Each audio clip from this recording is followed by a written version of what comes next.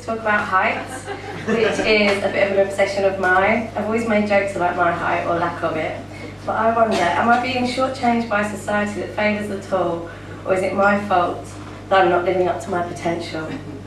Obviously, I've not always been a leggy 5'1" inch I see before you today. Here's me, age 2, with my 4-year-old sister Jenny and her top doll, who is taller than me. Blatant heightism here from my sister, favouring that doll over me. I'm so humiliated I don't want to even look at those curtains. I just wonder, am I being held back by my lack of height? Tall people regarded as natural leaders, we look up to them naturally. Equality hater Margaret Thatcher once said, let our children grow tall, and some taller than others if they have it in them to do so. Does that make sense to us to have such aspirations, or is it a natural form of selection and discrimination? So here's a formula for human height. Genetics, hormones, nutrition, minus any stress we encounter, such as illness. If babies are deprived of sufficient nutrition in the womb and early in life, they'll be more vulnerable to diseases later on. These weak adults will in turn produce weaker offspring in a self-reinforcing spiral.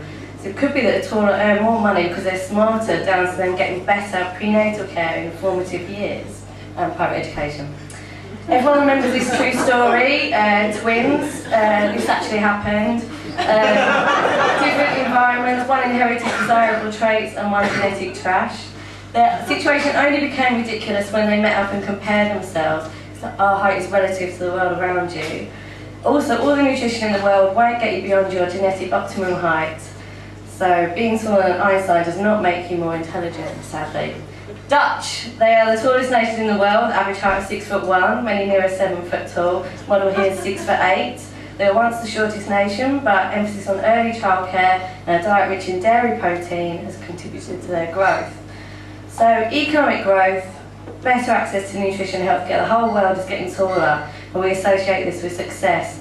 China has a policy restricting government jobs to those deemed of sufficient height. And America allows kids to be given growth hormones, but there's nothing wrong with them, but they're just short. What's all that about? We're reinforcing the stereotype that bigger equals better. So tall people do earn more, get better, do better at job interviews, they have more luck in attracting partners, blah, blah, blah, blah, blah. Taller candidates also tend to win more elections, business, sports and earning potential. There are exceptions to the rule, tiny Sam Cowell over there, but he acts tall, he thinks tall, so it's about a confidence thing as well. Even if we're fed that from an early stage, it's no wonder we go on to achieve more if we're taller and to equate height as desirable and as successful. It's a biological thing, origins in evolutionary process.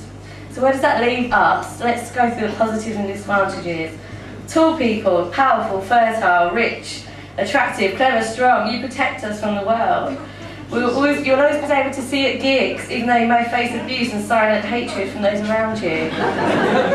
Negatives, travel's not always going to be comfortable. Sports cars seem as penis extensions, but only little people can fit in them. And tall is not always beautiful, as we see here at Bridgewater Place. So short people negatives, we're eco-friendly. We consume less, we take up less space. This could be a problem as we all get taller. Dutch already have to make buildings taller to house their giants. We're good at hiding, we're childlike, which is innocent, like Marco and you baby face with love rats. You trust them. Negatives, we get lost easily. Cute is only an advantage at a certain age, but no one takes us seriously. We're lonely, so lonely. We learn to accept our differences and use them to our advantage.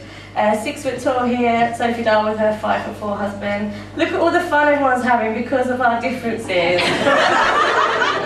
One thing we can all change is our attitude. If your height is the only feature that identifies you with the word, then you're certain to attract unwelcome remarks.